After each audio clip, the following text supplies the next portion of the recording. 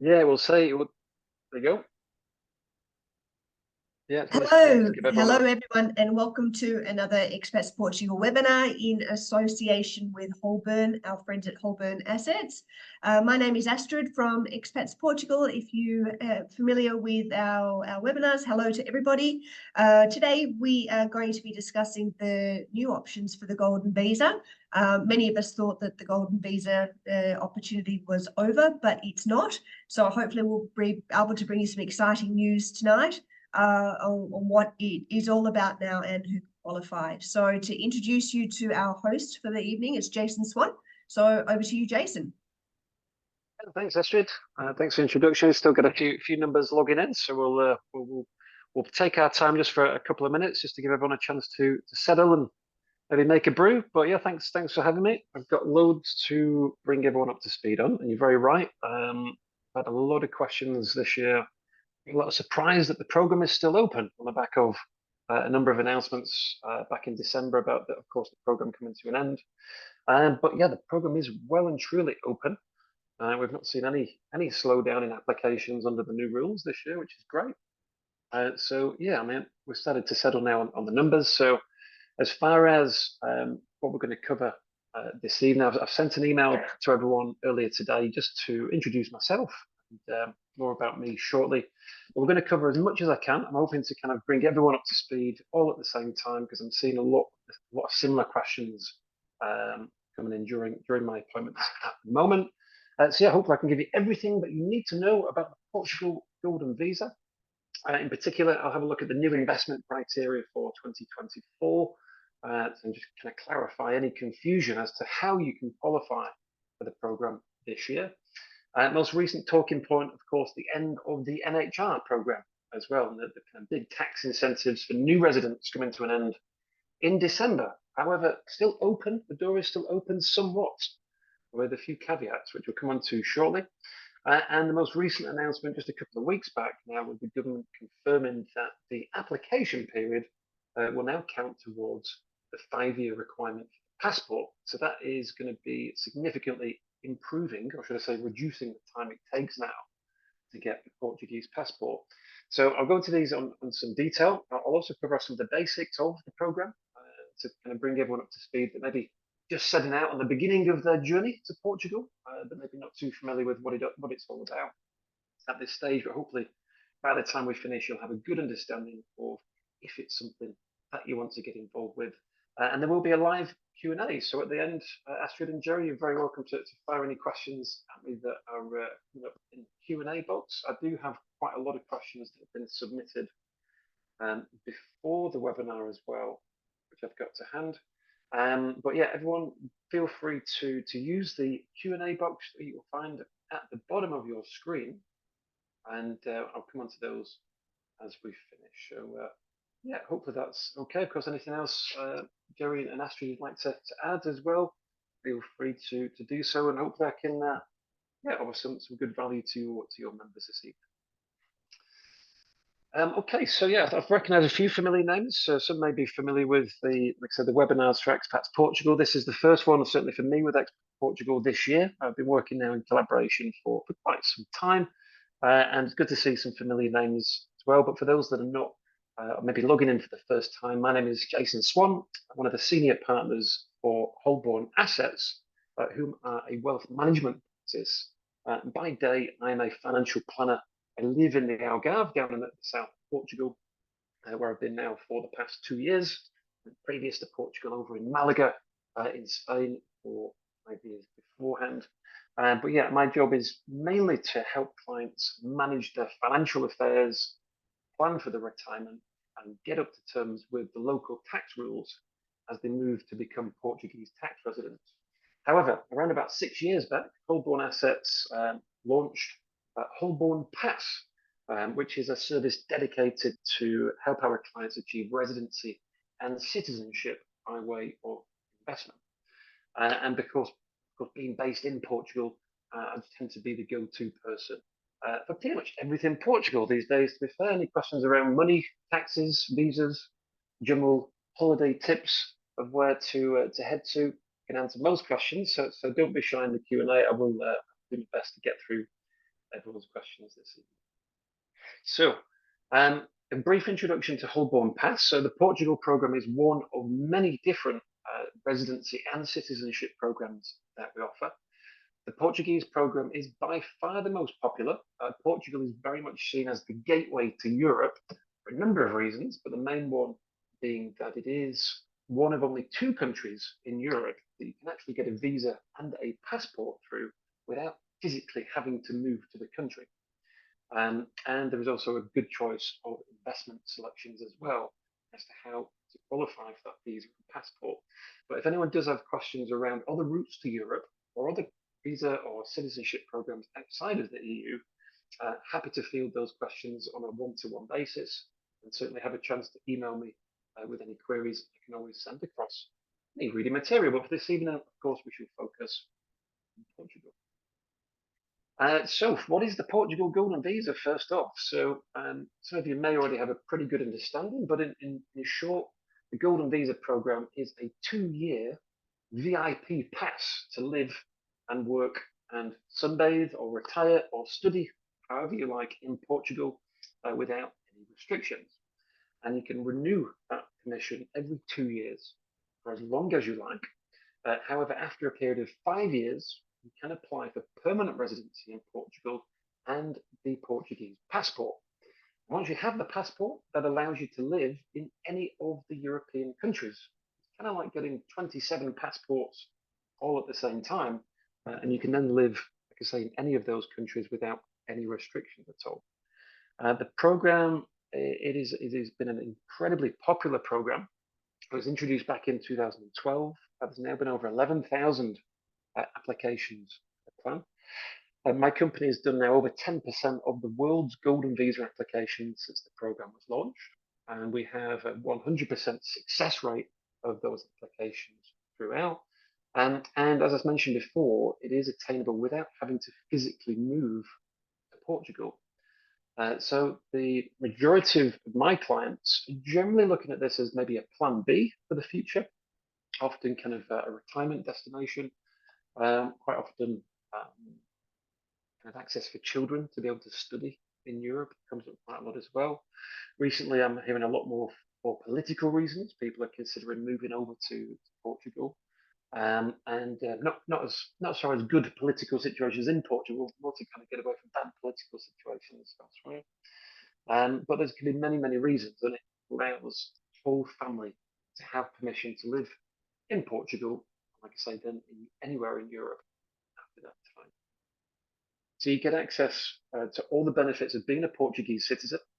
Portugal has one of the highest rated healthcare systems in Europe. It also has a top rated education system as well. It does have some tax incentives for new residents, a little bit different now as of the recent announcement, which we'll come on to in a second. But overall, of course, apart from the money side of things and the study, it is a very nice place to be.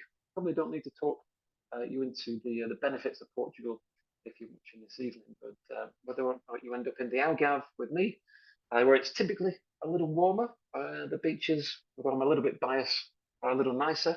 You also, of course, have the city centre of Lisbon and up north in Porto. Lisbon, of course, being the city centre and certainly a lot more built up than the Algarve, where I am. But you're not going to go too far wrong, in my opinion, either way. So let's get stuck in. So the new investment criteria for 2024. So to clarify, the program is still open, and there's been no slowdown in applications across the country on the new rules. Okay, so it's fully open. Last year, the program was debated backwards and forwards. It was back, I think, in February time, when I think we were chatting at Astrid, and we were expecting the closure of the program following a government announcement at the time. That went on for a further 10, 11 months. It was a yes, it was a no. It was debated by the Parliament, by the Minister, by the public.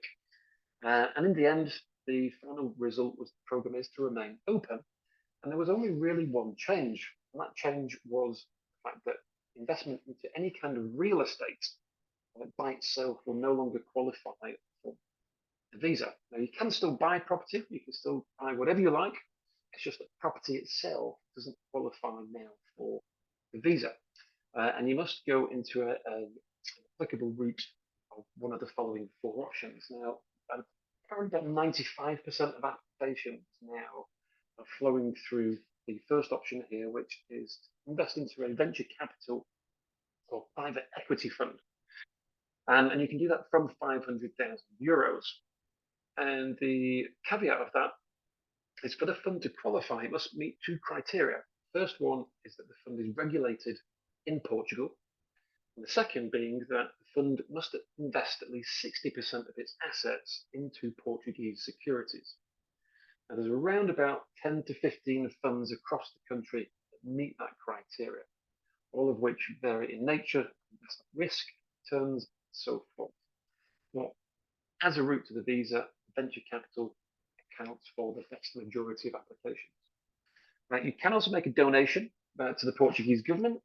And over the 2,000 applications we've done so far, strangely, we've never done a donation.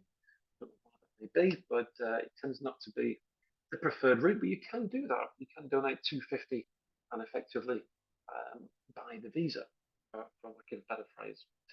The third option is you can make a donation /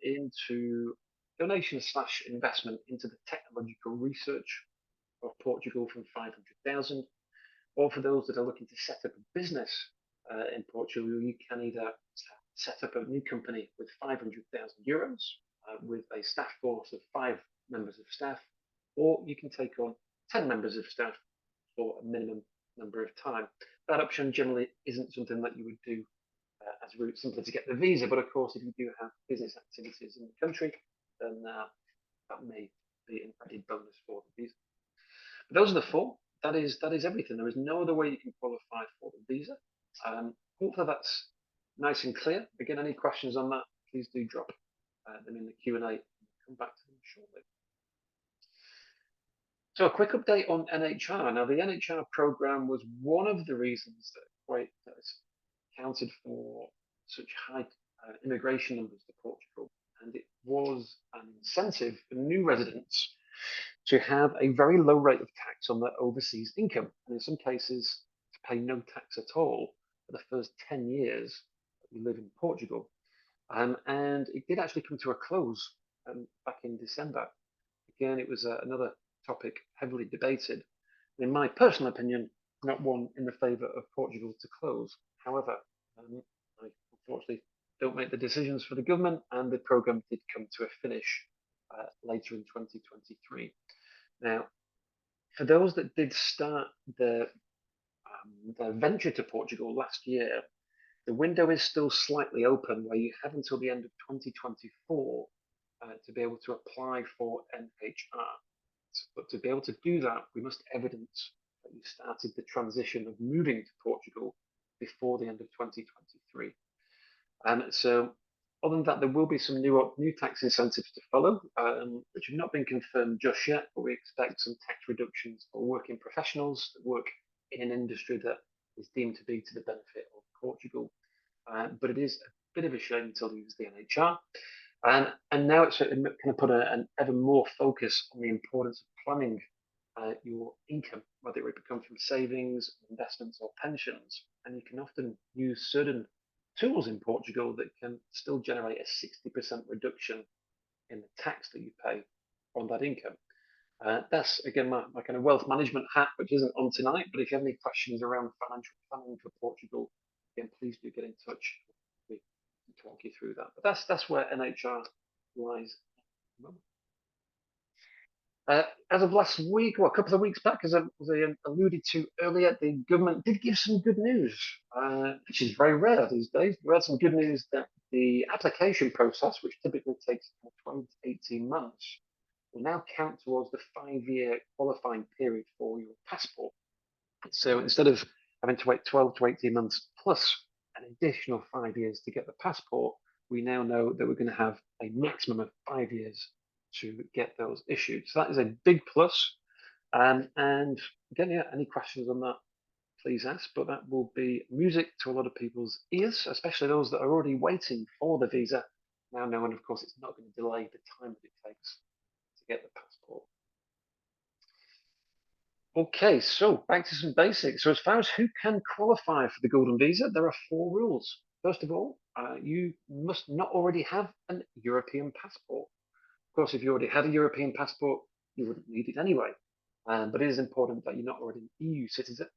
You also must have a clean criminal record, or very close to a clean criminal record. We have had successful applications for, small misdemeanors in a previous life, but in the main, you've got to have a pretty clean criminal record to pass the application. Of course, we must invest into an eligible investment as per one of those 4 routes that we mentioned before.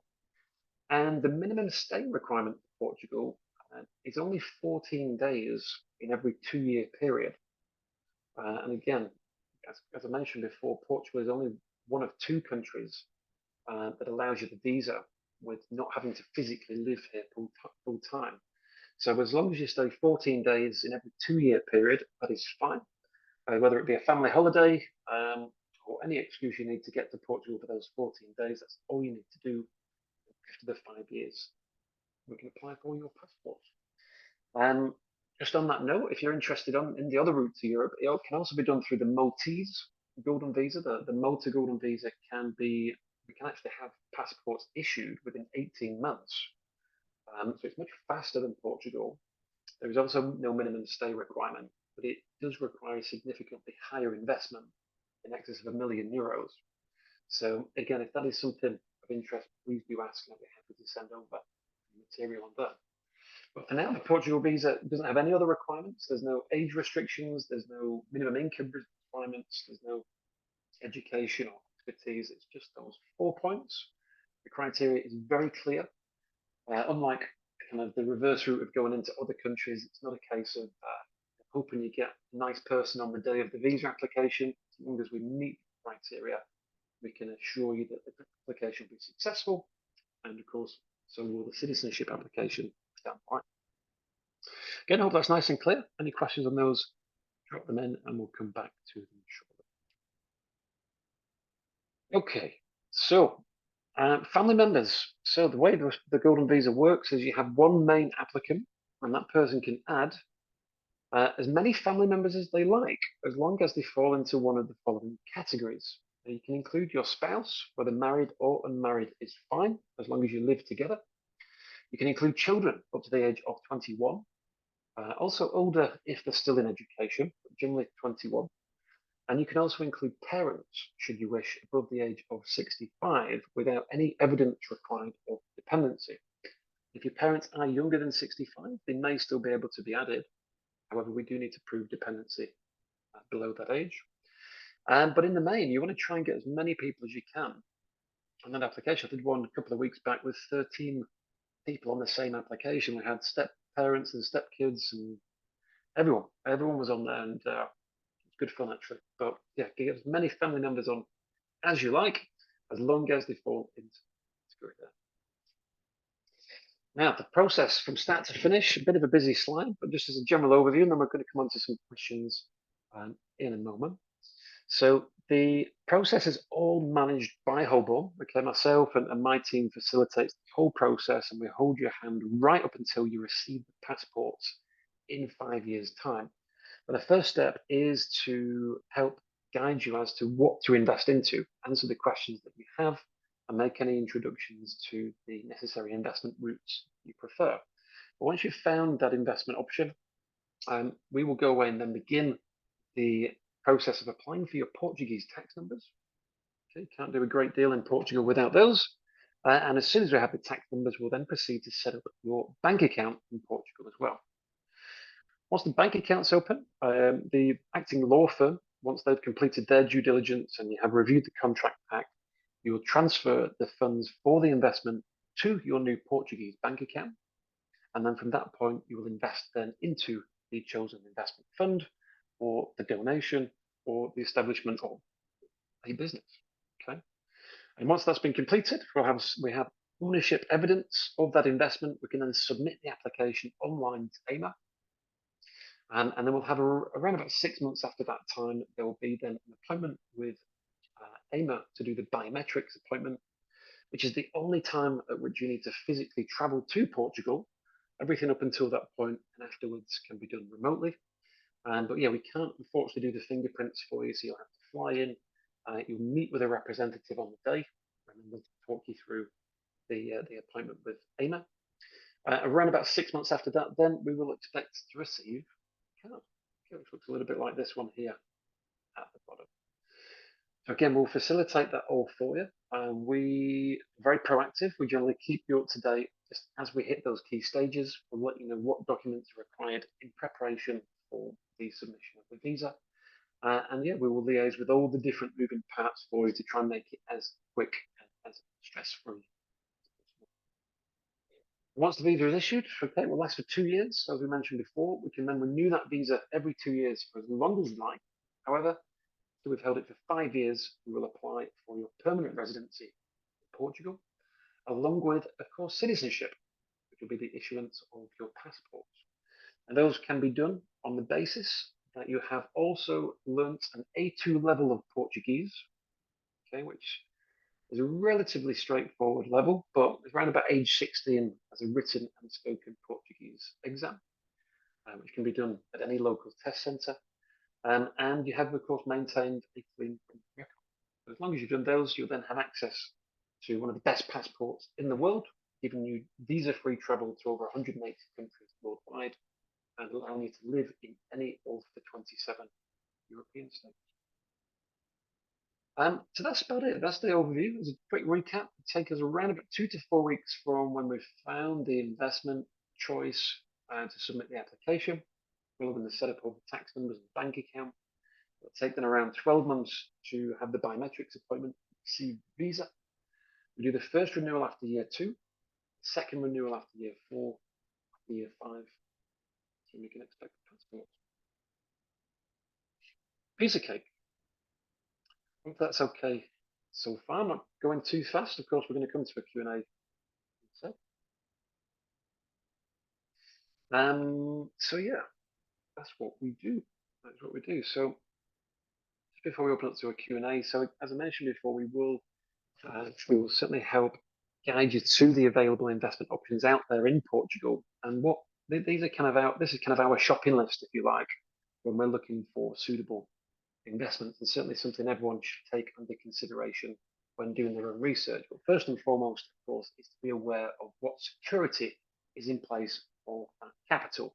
Portugal, by default, is not one of the most robust financial systems in the world. If you compare the banking system to the likes of the UK and the US, Portugal generally is not somewhere you would keep your life savings as such. There are other more secure jurisdictions. So it's important that when you're invested into a fund, setting up a business, or when you set up your banking, that you have a clear understanding of how that capital is secured. And where possible, we want to have some kind of security in addition to the protection of the fund itself. We want to be mindful of how long your investment capital is tied up for. Bearing in mind, you only really need the investment for 5 to 6 years.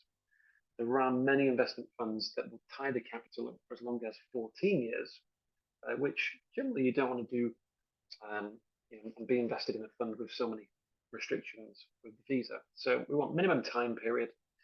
You'll find often very heavy fees on different Portuguese investment funds. So be mindful of those. We try to avoid fees where possible. Be mindful of the risk rating of any investment that you get involved with. Understand the expected returns, whether they're guaranteed, fixed, or variable. Making sure it's regulated as far as the fund route. Of course, if you go down the business route, it doesn't necessarily have to be regulated, but of course, be mindful either way. And where possible, there are investment ventures out there where you can attract additional incentives as well, which are always a bonus. And just to give you a kind of an example of that, there are investment options where the client can get additional benefits, basically. And investing into hospitality is generally where you find the most enjoyable incentives, whereas, and also a lot of the time, the highest kind of returns as well. But the hospitality in Portugal is one of the biggest sources of income for the country. And if you can invest in some way into hospitality, you'll often find complimentary stays at hotels, maybe reduced legal fees, and other bits and pieces as well. So again, we'll highlight these options when we speak to what basis. overall, that's a super fast crash course. I think I've covered the essentials. We're doing for time. Okay for time. So, yeah, I'll take some questions in a second, by all means. And for any further information from me, you can scan the QR code, and also you can request any information necessary. Of course, personalised costings is generally the first thing that's asked for. Very happy to go through costings on the screen. And yeah, if you'd like a trusty copy of my tax guide, very welcome to request that as well. And of course, a copy this evening's webinar. On that, so that was okay, Astrid and Jared. And if maybe you want to pick up on some other questions, or if any wanted to fire at me at all. No, I think that was excellent. Very clear and precise presentation, Jason. Well done. Thank you. I've done it I a few think that- times now. Pardon? You're not looking Yeah, at your hand. You should know what to say by now, that's for sure, Jason. Yes, good job. Thank you. It's not my first rodeo. There's one message there from Doug, which I've jumped in on because he's asking about sort of NHR, which is not really for this webinar, but Doug, we can deal with that later, as I've suggested. Otherwise, all good. Thank you. I was going to say, Jeremy, it's a quick answer on that one. I mean, the NHR has finished, but Doug would be okay if he does have a signed rental contract from last year. So we may still have that window to apply this year. But again, if any questions, Doug, just drop me a message and we can take a look.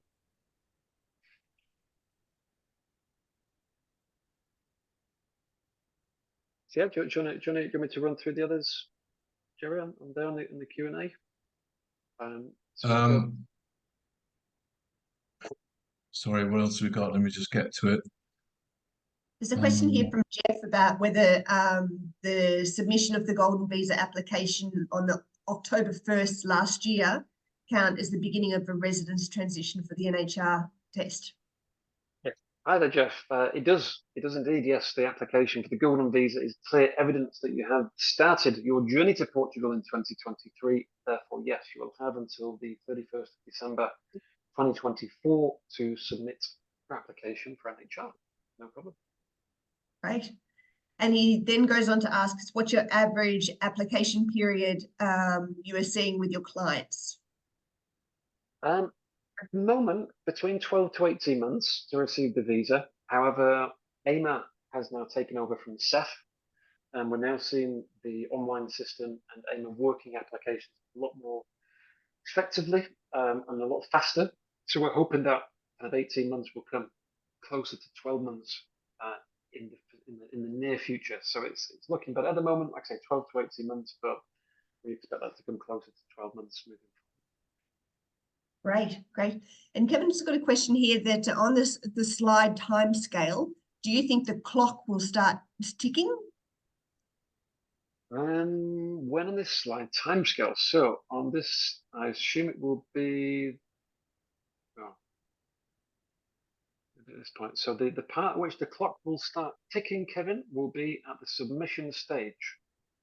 So once we submit the application, which will take, it depends on who we set the bank account up with. The bank account setting up is the part that takes the longest, but assuming it's 4 weeks to submit the application, that is when the 5-year clock will start ticking. Right. And I think Ed's got a question here that I think he's clarified twice. So he just wants to clarify that if he invests 200,000 euros in a property, for example, his home, and 300,000 in investments, will that qualify for the full 500,000? Unfortunately not. Unfortunately not. It has to, property of any kind no longer can contribute towards that 500,000. So it would need to be a separate 500,000 to qualify at this stage, in addition to the property. And just on that note, there are routes to the visa where there are certain investment options where there is often an upfront return paid, and in one or two situations that can be as high as about 100,000 euros. So it can be done as far as investors' capital is concerned. It can be done with around 400,000 rather than the full 500. And ultimately, it depends on of course what you invest into. So again, happy to go through that, but it can be done with 400,000. Might help Ed a little bit, but unfortunately, the property won't add towards that figure. Thank you. And a question here from Maria and Abby, and it sounds like we need a crystal ball for this one, but they're wondering whether a change in government could reinstate the old system. What's your predictions, Jason?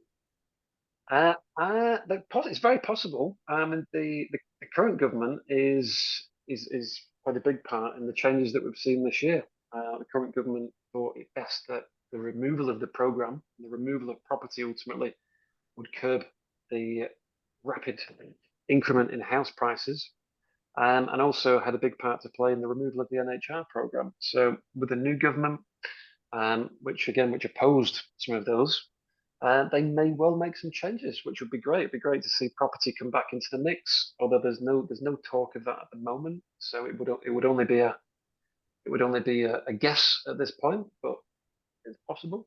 Yeah, it's possible. As far as NHR, and NHR again has contributed billions into the economy since it was launched in 2009. It's attracted so much immigration and so much investment from overseas.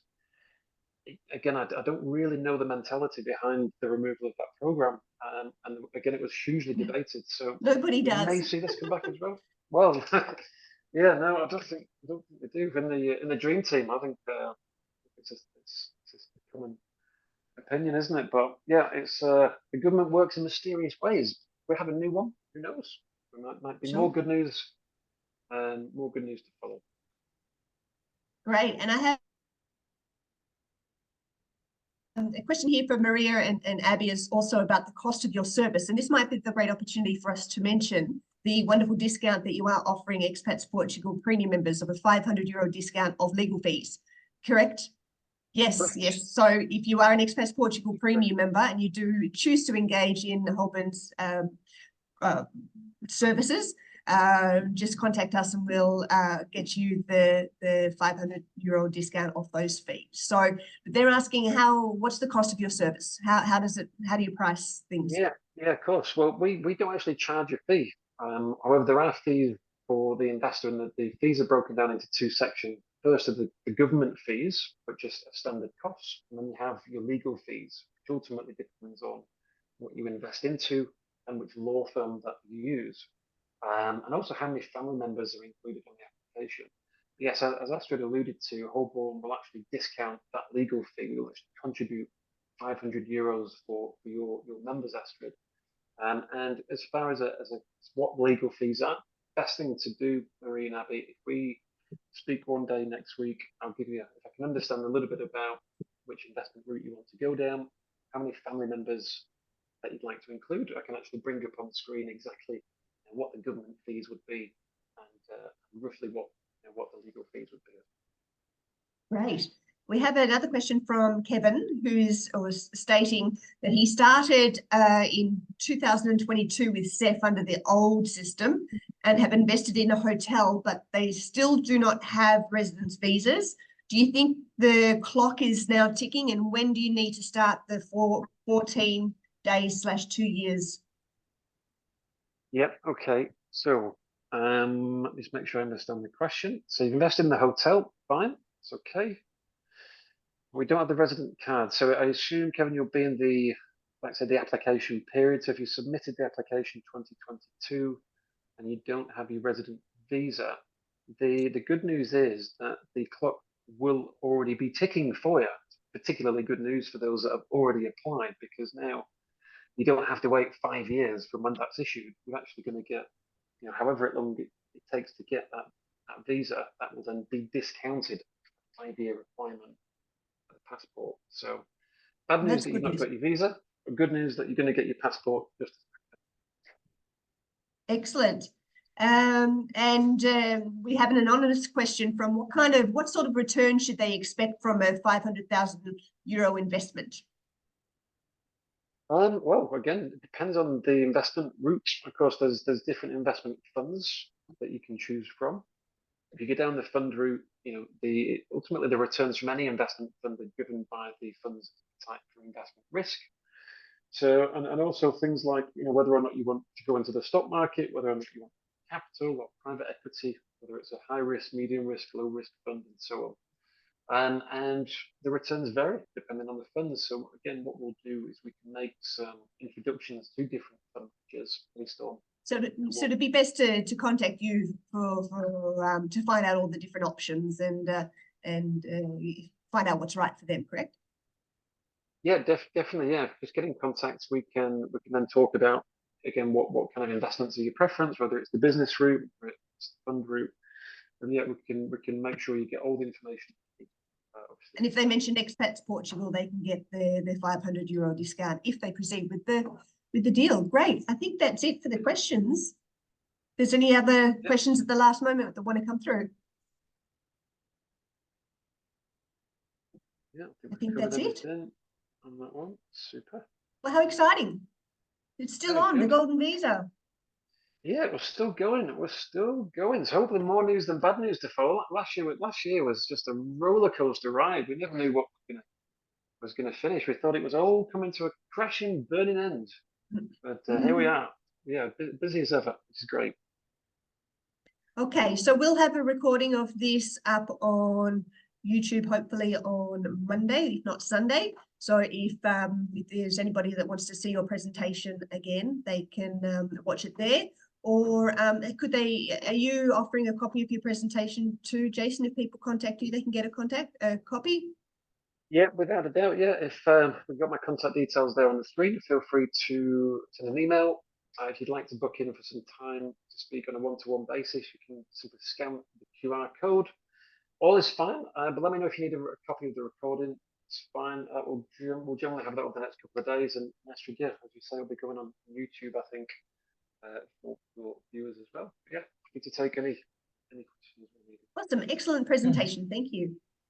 Okay, thank you very much, Jason. Jason, I have one question. How's your weather in the Algarve? Because we are blowing a hoolie here, as they say. Well, funnily enough, Jared, I'm actually in Manchester attending a funeral. So I was saying before, it's actually been snowing today back in Manchester. I'm counting the minutes to get back to. Jason, we're feeling better already. Yes, well, as you can see by this very dark and gloomy atmosphere, it's definitely not Portugal. So I'm looking forward to getting. All right. Okay. All right. Okay. Good stuff. Thank you very much. Thank you, everyone. Thank you much. Thanks, guys. Thank you. Bye-bye. Bye. Bye.